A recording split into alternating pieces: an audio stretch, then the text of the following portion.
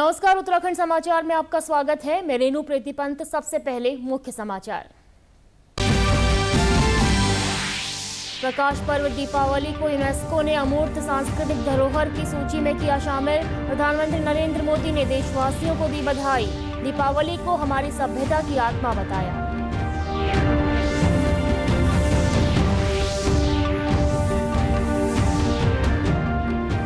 मंत्रिमंडल ने कुछ मामलों में सजा के बजाय जुर्माने के प्रावधान वाले जन विश्वास एक्ट को दी मंजूरी। कृषि भूमि पर रिजॉर्ट निर्माण समेत कई मामलों में नियमों को शिथिल करने पर भी मुहर।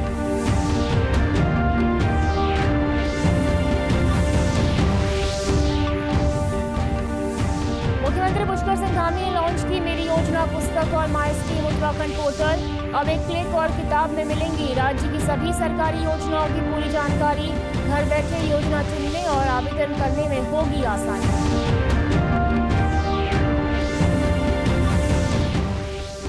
वन विभाग ने शुरू की बुग्यालों को मानसून की मार से बचाने की मुहिम।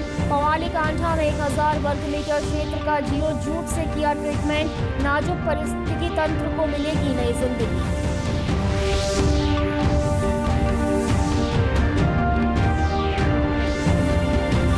छत्रधारी चालदा महासू महाराज पहली बार टूल्स नदी पार कर जाएंगे हिमाचल। जौनसार के दसाऊ में विदाई के वक्त भावुक हुए श्रद्धालु। 14 दिसंबर को हिमाचल में सिरमौर जिले के पश्चिमी गांव में होंगे विराजमान। अब समाचार विस्तार से। सबसे पहले आपको भारत के लिए एक बड़ी खुशखबरी बता दें। रोशनी के त्योहार दीपावली को लेकर एक ऐसी जानकारी सामने आई है जो पूरे भारत के लिए गर्व का विषय है। यूनेस्को ने दीपावली त्योहार को अमूर्त सांस्कृतिक धरोहर में शामिल किया है। प्रधानमंत्री नरेंद्र मोदी ने देशवासियों को बधाई देते हुए सोशल मीडिया हैंडल एक्स पर कहा, भारत और दुनिया भर के लोग बहुत खुश हैं। हमारे लिए दीपावली हमारी संस्कृति और रीति रिवाजों से बहुत करीब से जुड़ी हुई है। यह हमारी सभ्यता की आत्मा है। यह रोशनी और नेकी का प्रतीक है। दीपावली को यूनेस्को की अमूर्त सांस्कृतिक धरोहर लिस्ट में शामिल करने से इस त्योहार की दुनिया भर में लोकप्रियता और बढ़ेगी। प्रभु श्री राम के आदर्श हमेशा हमारा मार्गदर्शन करते रहें। विदेश मंत्रालय की तरफ से भी प्रतिक्रिया सामने आई है। मंत्रालय ने एक्स पर लिखा, यह एक खुशी का पल है क्योंकि रोशनी का त्योहार दीपावली, जो बुराई पर अच्छाई की जीत और भगवान राम के अपने राज्य अयोध्या लौटने का प्रतीक है, जिसे दुनिया भर में मनाया जाता है, उसे यूनेस्को की अमूर्त सांस्कृतिक धरोहर की लिस्ट में जोड़ा गया है। विदेश मंत्री एस जयशंकर ने कहा, यूनेस्को की मानवता की अमूर्त सांस्कृतिक विरासत में दीपावली का नाम शामिल होने के बारे में जानकर खुशी मिली। यह त्योहार के बहुत ज़्यादा सांस्कृतिक, धार्मिक और आध्यात्मिक महत्व और लोगों को एक साथ लाने में इसकी भूमिका को पहचान देता है। अगली खबर की बात करेंगे। राजधानी देहरादून स्थित सचिवालय में आज हुई प्रदेश मंत्रिमंडल की बैठक में 19 प्रस्तावों को मंजूरी मिली। मंत्रिमंडल ने एक महत्वपूर्ण निर्णय में जन विश्वास एक्ट को स्वीकृति दी है, जिसके तहत अब कुछ आपराधिक मामलों में सजा के प्रावधान को समाप्त कर दिया गया है। इसके बजाय अब ऐसे मामलों में पूर्व की जुर्माना राशि को बढ़ाते हुए सिर्फ जुर्माने का प्रावधान किया गया है। मंत्रिमंडल ने पिटकुल की ओर से लगाए जाने वाले टावर क्षेत्र के आसपास की जमीन का मुआवजा सर्किल रेट के 85% से बढ़ाकर 200% करने को भी मंजूरी दी है। इसके साथ ही बिजली के तारों के नीचे की जमीन का मुआवजा सर्किल रेट को ग्रामीण और शहरी क्षेत्र के लिए 15% से बढ़ाकर 30 से लेकर 60% तक कर दिया है। विश्वास एक्ट ये नियोजन विभाग की तरफ से आया था, तो भारत सरकार ने एक डीरेगुलेशन गाइडलाइंस के तहत सभी राज्य सरकारों को निर्देश दिया था कि जो बिजनेस और इकोनॉमी को पॉजिटिव लिफ्ट देने के लिए कि हम छोटे छोटे अपराधों में कारावास का प्रोविजन ना रखें। कारावास के बजाय अर्थदंड का प्रोविजन रखें। केवल संगीन अपराधी जो हैं कारावास की सजा होनी चाहिए, बिजनेसमैन को नहीं होनी चाहिए, चाहे वो अर्थदंड की आकार को और ऊपर ले जाए। ये एक जनरल गाइडलाइन थी और उसके तहत इससे पहले भी इंडिपेंडेंट डिपार्टमेंट्स ने अपने अपने एक्ट में संशोधन किया था। आपको मालूम होगा कि पहले लेबर का भी उस समय मैं ही लेबर देख रहा था, लेबर का भी हमने कुछ प्रोविजंस में डीक्रिमिनलाइजेशन किया था, जिसमें हमारी कारावास की सजा को समाप्त करते हुए अर्थदंड की सजा जो है उसको पेनल्टी को, मॉनेटरी पेनल्टी को बढ़ा करके किया था। तो उसी लाइन पे आज जो है 7 एक्ट का जो है हम लोगों ने एक साथ डीक्रिमिनेशन किया है। इसके लिए एक सिंगल एक्ट लाया गया है, जन विश्वास एक्ट, उसका नाम दिया गया है। मंत्रिमंडल में लिए गए निर्णयों के अनुसार अब राज्य के पर्वतीय क्षेत्रों में कृषि भूमि पर बगैर लैंड यूज परिवर्तित कराए रिजॉर्ट बनाने की अनुमति होगी। इसके तहत जमीन के दायरे में सड़क की चौड़ाई के मानक को 9 मीटर और 12 मीटर से घटाकर 6 मीटर और 9 मीटर कर दिया गया है। मंत्रिमंडल ने ग्रीन बिल्डिंग को बढ़ावा देने के लिए अब FAR को बढ़ाने को भी मंजूरी दी है। कॉमर्शियल एरिया में ग्राउंड कवरेज और सेटबैक की व्यवस्था थी, जिसे अब सभी प्लॉट के लिए केवल सेटबैक कर दिया गया है। मंत्रिमंडल ने अब रोड लेवल पार्किंग में बिल्डिंग के स्ट्रक्चर को फ्लोर परमिशन में भी छूट देने के साथ ही मोटेल श्रेणी को समाप्त कर दिया है। प्रदेश में टाउन प्लानिंग और लैंड प्लानिंग स्कीम को भी हरी झंडी दी गई है। इससे नए नगरों को बसाने के लिए ग्रामीण क्षेत्र की जमीन ली जाएगी और जमीन के मालिकों को शहरों में जमीन दी जाएगी। राज्य में 15 साल पुराने वाहनों को बदलकर नए वाहन लेने पर वाहन कर में 50% छूट के प्रावधान को मंत्रिमंडल ने स्वीकृति दी है। उच्च शिक्षा विभाग और माध्यमिक शिक्षा विभाग के तहत मुख्यमंत्री युवा भविष्य निर्माण योजना को मंत्रिमंडल से भी मंजूरी मिली है, जिसके तहत अब मेरिट वाले छात्र छात्राओं को कंपटीशन की तैयारी करने के लिए फ्री कोचिंग की सुविधा मिलेगी। हमारे नक्शा पास करने की जो बाध्यता है उसमें लैंड यूज वाला जो है नहीं रहेगा। अगर आपका एग्रीकल्चरल लैंड यूज भी है, आप उसमें रिजॉर्ट बना सकते हैं। दूसरी बात, वहां पर अप्रोच रोड की जो चौड़ाई है वो जो है पहले पर्वतीय क्षेत्रों में 9 मीटर था और मैदानी में 12 मीटर था। उसको कम करते हुए पर्वतीय क्षेत्रों में 6 मीटर और मैदानी में 9 मीटर तक के अप्रोच रोड में भी रिजॉर्ट्स बन सकते हैं। तो ये किया है। तीसरा जो रिफॉर्म किया है, अक्सर ये हमें ये कंप्लेंट आता है कि जैसे पर्वतीय क्षेत्रों में मल्टी स्टोरी बिल्डिंग बन रही है या वो बन रहे हैं, तो अलाउड हाइट को लेने के लिए कभी कभी उनको रैंप नहीं दे पाते हैं, तो स्टिल्ट जो ग्राउंड लेवल है, रोड का लेवल है, रोड के लेवल में ये पार्किंग बनाते हैं। तो ये डिसीजन हुआ कि जो रोड के लेवल पर पार्किंग बनाते हैं तो उस पार्किंग फ्लोर का जो हाइट होगा वो ओवरऑल हाइट में काउंट नहीं होगा। मान लीजिए 9 मीटर आपको अलाउड है और पार्किंग रोड लेवल पे मिडिल में आ रहा है, वहां पर पार्किंग बनाना पड़ गया है, क्योंकि नीचे पार्किंग बनाएंगे तो रैंप बनानी पड़ेगी और रैंप में एरिया का वेस्टेज होता है। तो और उस पार्किंग फ्लोर के नीचे भी आपने कमरे बना दी और ऊपर भी कमरे बना दी और मिडिल में आपका रोड के लेवल पर पार्किंग फ्लोर आता है, तो उतना हाइट जो है हम ओवरऑल अलाउड हाइट में इंक्लूड नहीं करेंगे। मुख्यमंत्री पुष्कर सिंह धामी ने देहरादून के सर्वे चौक स्थित IRDT ऑडिटोरियम में मेरी योजना पुस्तक पर विचार गोष्ठी और माई स्कीम उत्तराखंड पोर्टल का विमोचन किया। मुख्यमंत्री ने बताया कि मेरी योजना पुस्तक के माध्यम से राज्य सरकार की ओर से चलाई जा रही लाभकारी योजनाओं के बारे में लोगों को आसानी से जानकारियां प्राप्त हो सकेंगी। इसके साथ ही वेब पोर्टल माई स्कीम के जरिए डिजिटल रूप में भी योजनाओं की जानकारियां आसानी से मिलेंगी। ये पुस्तक दूर दराज के इलाकों तक पहुंचे, हमारे सभी जो इसका क्रियान्वयन करने वाले हैं उन लोगों तक पहुंचे, जो इसके लिए लाभार्थी होने वाले हैं, जरूरतमंद हैं, उन तक ये पुस्तक पहुंचेगी तो निश्चित रूप से ये उनको बहुत आसानी से योजनाओं की जानकारी मिलेगी। और पोर्टल भी, क्योंकि इसके माध्यम से पोर्टल जारी होने से, पोर्टल शुरू होने से अब डिजिटल रूप में भी ये लोगों को प्राप्त हो सकेगा, योजनाओं की जानकारी मिल सकेगी, वो योजनाओं का लाभ उठा सकेंगे। देहरादून के परेड ग्राउंड में आयोजित स्वदेशी महोत्सव उत्तराखंड विकास प्रदर्शनी में कैबिनेट मंत्री रेखा आर्या ने महिला सम्मेलन का उद्घाटन किया। इस अवसर पर उन्होंने प्रदेश की महिला उद्यमियों को सम्मानित भी किया। इस मौके पर उन्होंने कहा कि महिलाएं हमारे स्वदेशी अभियान का आधार हैं। महिलाओं के बनाए उत्पाद देश विदेश में अपनी पहचान बना रहे हैं। हम सभी को स्वदेशी के भाव को अपने रोजमर्रा के आचरण और दिनचर्या में शामिल करना होगा, तभी देश स्वदेशी आंदोलन पर आगे बढ़ सकेगा। कैबिनेट मंत्री ने कहा कि अगर देश को 2047 तक विकसित राष्ट्र बनाना चाहते हैं तो इसमें स्वदेशी उत्पादों और कौशल की सबसे बड़ी भूमिका रहने वाली है। इस मौके पर उन्होंने विभिन्न क्षेत्रों में अपनी पहचान बनाने वाली महिला उद्यमियों को भी सम्मानित किया।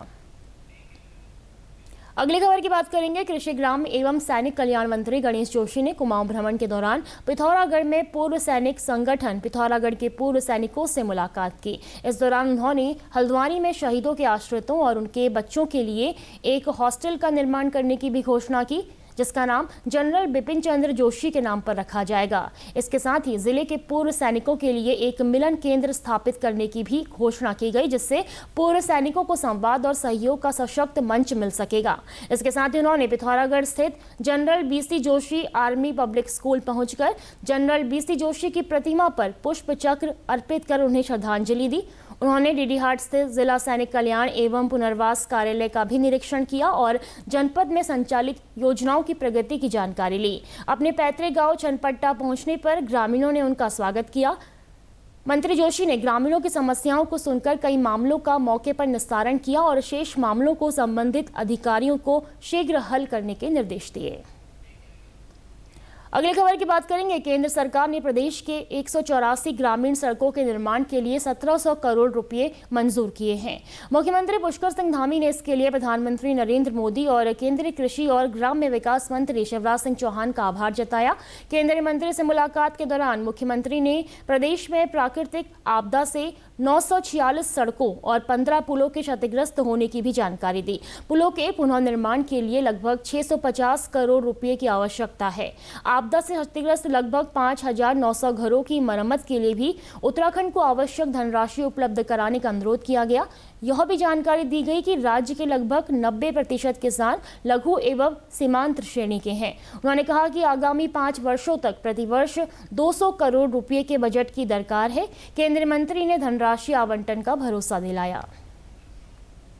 माननीय प्रधानमंत्री जी का और माननीय ग्राम्य विकास मंत्री जी का धन्यवाद करता हूं कि 1700 करोड़ रुपए की धनराशि हमारे राज्य को दी है और जिससे हमारे राज्य के अनेक ऐसे स्थान हैं जो अभी सड़क जहां नहीं पहुंच पाई है वहां भी सड़क पहुंचेगी। वहां के लोगों के लिए भी आवागमन सामान्य होगा, लोग सीधे मुख्य धारा से जुड़ सकेंगे और निश्चित रूप से हमारे लिए बड़ी सौगात है।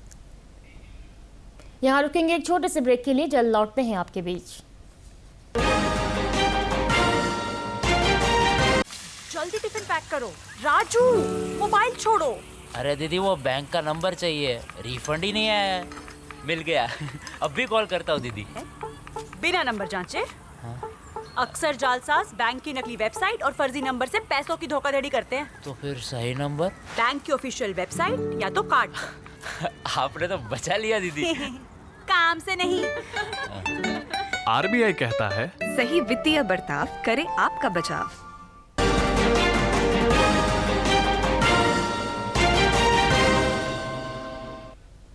ब्रेक के बाद एक बार फिर आपका स्वागत है। बात करेंगे अगली खबर की।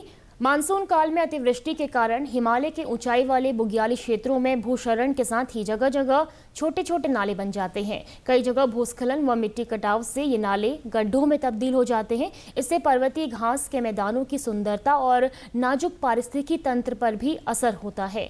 इसको देखते हुए वन विभाग ने पवाली काठा क्षेत्र में 1000 वर्ग मीटर बुग्याली क्षेत्र का ट्रीटमेंट किया है। इसका उद्देश्य भूस्खलन और मिट्टी के कटाव से प्रभावित हिस्सों को पुनर्जीवित करने के साथ ही बुग्यालों की प्राकृतिक बनावट को सुरक्षित रखना है। प्रभागीय वनाधिकारी रजत सुमन ने बताया कि बुग्यालों के उपचार प्रक्रिया में विभाग ने पूरी तरह पर्यावरण अनुकूल तकनीकों का उपयोग किया है। वन विभाग की टीम ने ढलानों पर जियो जूट तकनीक अपनाई है, जिसमें नारियल और जूट के रेशों से निर्मित मैट बिछाए जाते हैं ताकि कटाव रोका जा सके।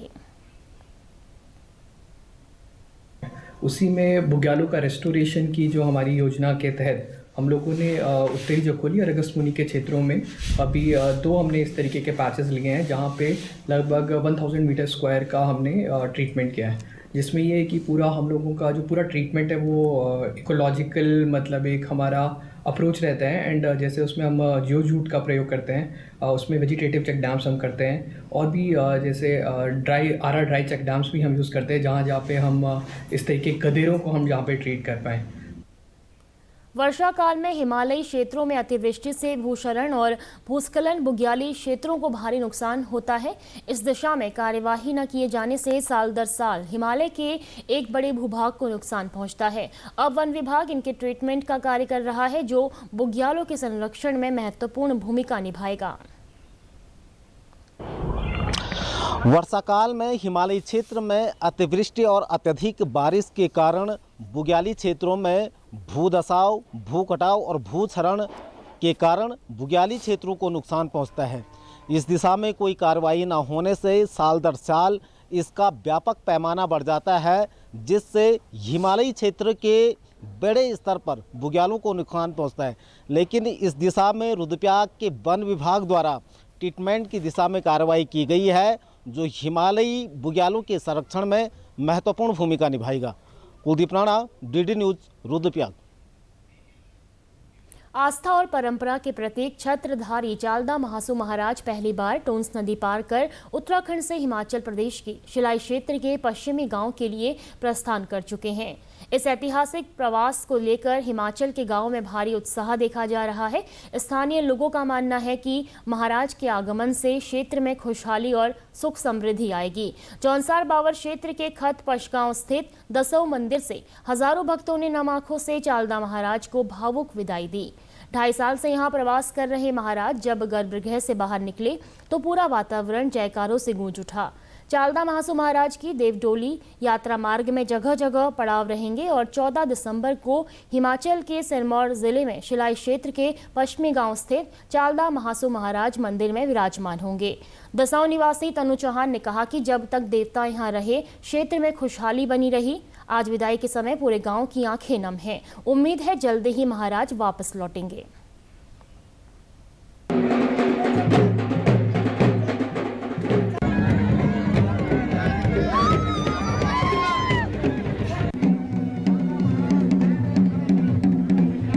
ढाई साल महाराज यहाँ रहे, हमने बहुत सेवा करी है और हमको बहुत बुरा लग रहा है कि वो जा रहे हैं हमें छोड़ के, पर ये एक उम्मीद है कि वो वापस आएंगे और जहाँ वो जा रहे हैं हम बस इतना चाहते हैं कि वो जहाँ जा रहे हैं वहाँ खुश रहे, लोगों को खुशियाँ दे, वो उनकी अच्छे से सेवा करे।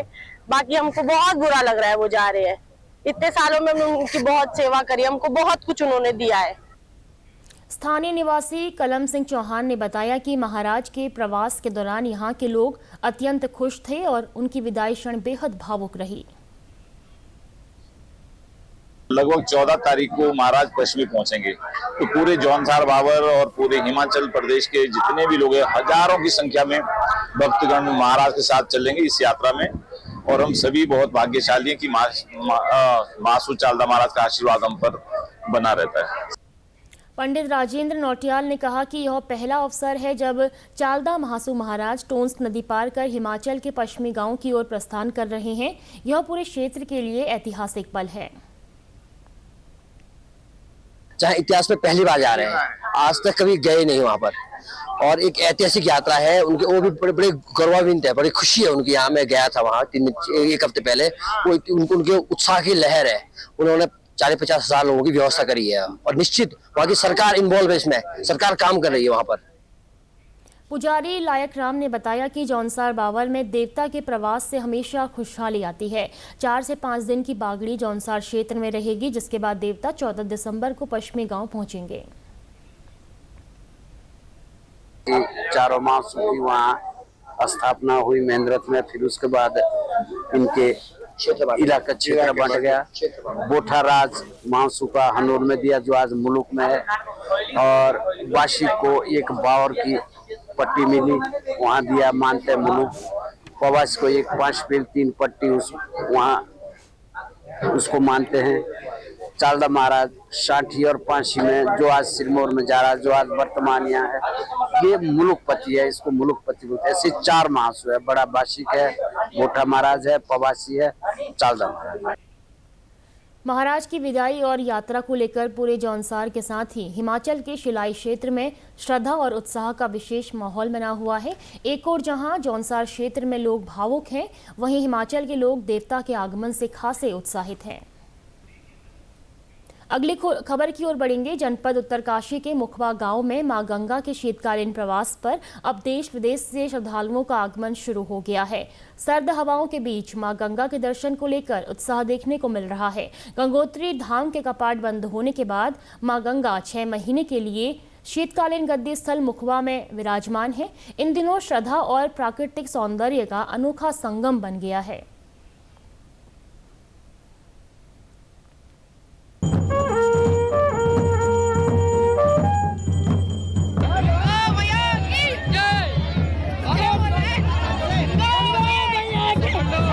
शंकराचार्य महाराज जी ने इस बारे में बताया कि उसी प्रकार से उतना ही फल जिस प्रकार से हम सीजन में जाके मई जून में जाके माँ भगवती गंगा के दर्शन करते हैं, वही फल जो है शीतकालीन जो प्रवास होते हैं वहाँ पर वही फल मिलता है, ऐसी मान्यता है।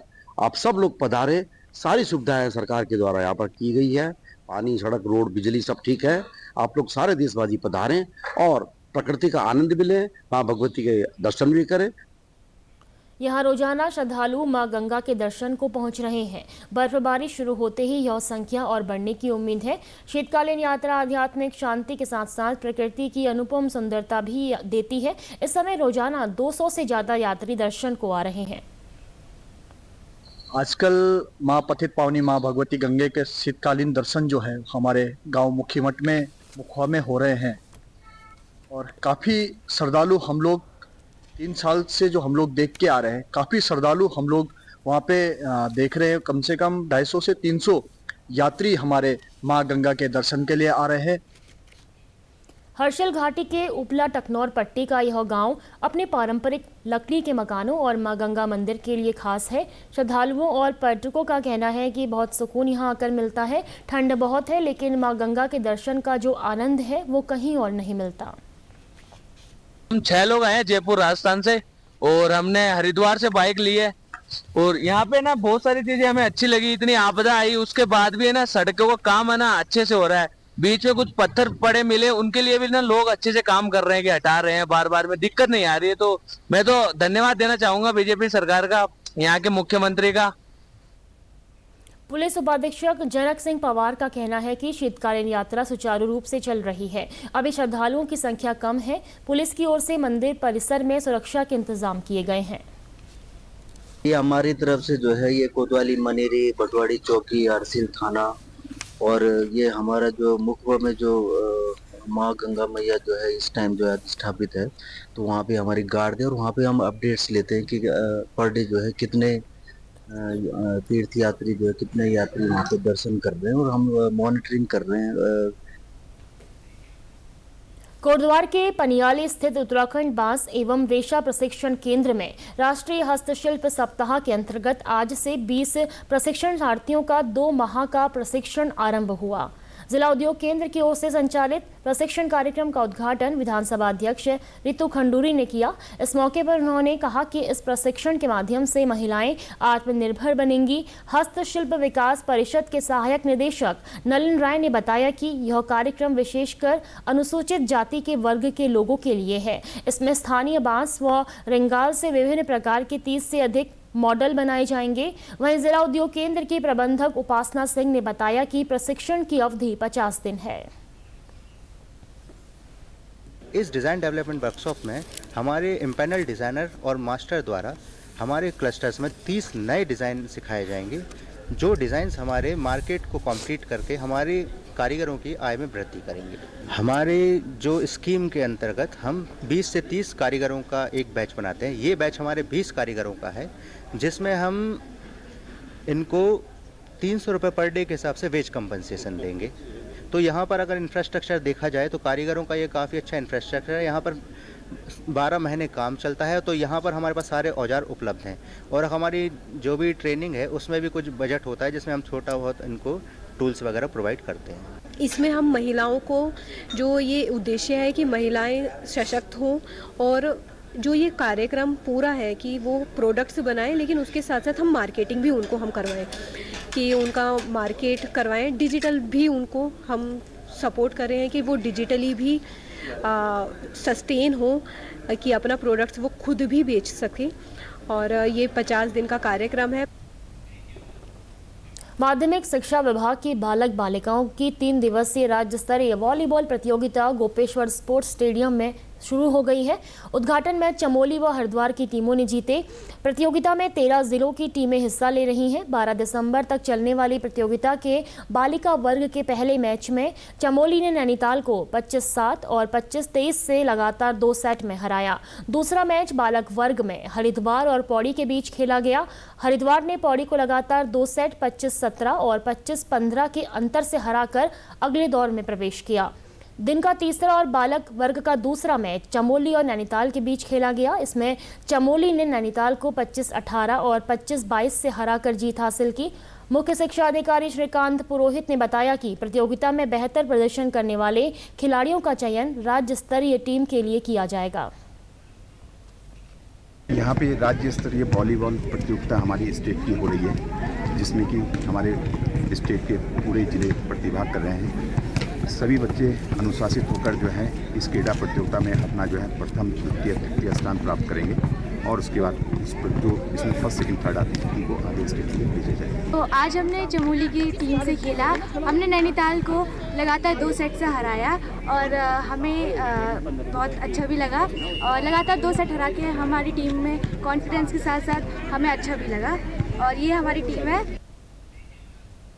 जनपद पौड़ी गढ़वाल के कोटद्वार नगर निगम क्षेत्र में इन दिनों आवारा कुत्तों का आतंक है। बेस अस्पताल से मिली जानकारी के अनुसार नवंबर माह में 408 लोगों को और दिसंबर में आज तक 140 लोगों को जानवर काट चुके हैं। इनमें आवारा कुत्तों के द्वारा काटे जाने वाले लोगों की संख्या काफ़ी ज़्यादा है। कोटद्वार के पशु चिकित्सा अधिकारी डॉक्टर BM गुप्ता ने कहा कि इन दिनों कुत्तों का मीटिंग सीजन होता है, इसलिए वह ज़्यादा एग्रेसिव रहते हैं। देखिए, ये सीजन जो है मेनली डॉग्स के लिए मीटिंग सीजन होता है। मीटिंग सीजन में जो कुत्ते होते हैं, चाहे मेल हो या फीमेल हो, तो फ्यूरियस फॉर्म में आ जाते हैं, जिससे कि किसी ने उनसे से छेड़खानी किया या कहीं पे चलते समय वो किसी ने डंडा मार दिया तो और एग्रेसिव हो जाते हैं और वो लोगों को बाइट कर लेते हैं। वहीं नगर निगम आयुक्त PL शाह ने कहा कि आवारा कुत्तों का वैक्सीनेशन किया जा रहा है। आवारा कुत्तों की शिकायत के लिए हेल्पलाइन नंबर 7579476028 पर संपर्क कर सकते हैं। हमने परसों से जो हमारे निराश्रित श्वान पशु हैं उनका जो वैक्सीनेशन है उसका काम हमने शुरू कर दिया है और लगभग 200 से ऊपर जो श्वान हैं उनका हम लोग वैक्सीनेशन कर चुके हैं। कोई अगर कहीं पे श्वान पशु किसी को काटता है, कहीं एग्रेसिव अगर कोई ऐसा श्वान है जो समस्या बना हुआ है, तो उसके लिए हमने 9 नोडल अधिकारी नामित किए हैं, 9 टीमें बनाई हैं और उसके लिए प्रचार प्रसार के लिए हमने जो प्रोमिनेंट प्लेसेस हैं कोटद्वार नगर निगम क्षेत्र के, वहाँ पर हमने बैनर और फ्लैक्सी भी लगाए हैं। हमने एक कंट्रोल रूम उसके लिए बाकायदा इस्टेब्लिश किया है। प्रदेश के समाचारों में बस इतना ही। चलते चलते मुख्य समाचार एक बार फिर। प्रकाश पर्व दीपावली को यूनेस्को ने अमूर्त सांस्कृतिक धरोहर की सूची में किया शामिल। प्रधानमंत्री नरेंद्र मोदी ने देशवासियों को दी बधाई। दीपावली को हमारी सभ्यता की आत्मा बताया।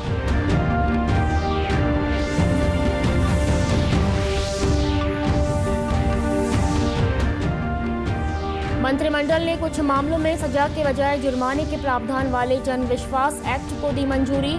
कृषि भूमि पर रिजॉर्ट निर्माण समेत कई मामलों में नियमों को शिथिल करने पर भी मुहर।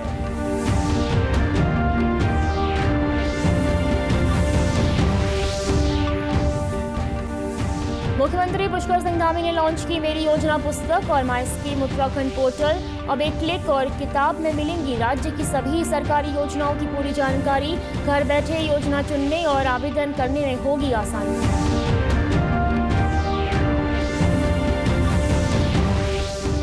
वन विभाग ने शुरू की बुग्यालों को मानसून की मार से बचाने की मुहिम। मालीगाछा में 1000 वर्ग मीटर क्षेत्र का जियो जूट से किया ट्रीटमेंट। नाजुक पारिस्थितिकी तंत्र को मिलेगी नई जिंदगी।